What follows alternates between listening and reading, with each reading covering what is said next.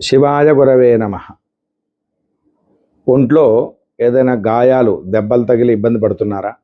Road మీదకి వెళ్ళినప్పుడు ఏమైనా యాక్సిడెంట్లు అయ్యి రక్తాన్ని కళ్ళ చూస్తూ ఉన్నారా? అప్పుల బాధలు ఎక్కువగా ఉన్నాయా? గృహ దోషాలు ఏమన్నా ఉన్నాయా? ఇంటికి సంబంధించినటువంటి దోషాలు.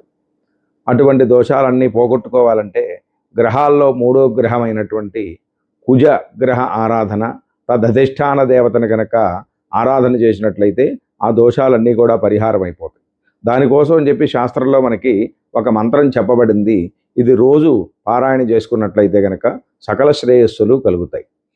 చామీకరప్రఖ్యం శక్తిపాణిం షడాననం మయూరవాహనారూఢం స్కందరూపం శివం స్మరేతు అనేటువంటి ఈ మంత్రాన్ని కనుక రోజు 7 సార్లు, 70 సార్లు, 700 సార్లు, 7000 సార్లు యథాశక్తిగా పారాయణ జపాదులు చేసుకున్నట్లయితే కుజగ్రహ అనుగ్రహం చేత సకల శ్రేయస్సులు కలుగుతాయి.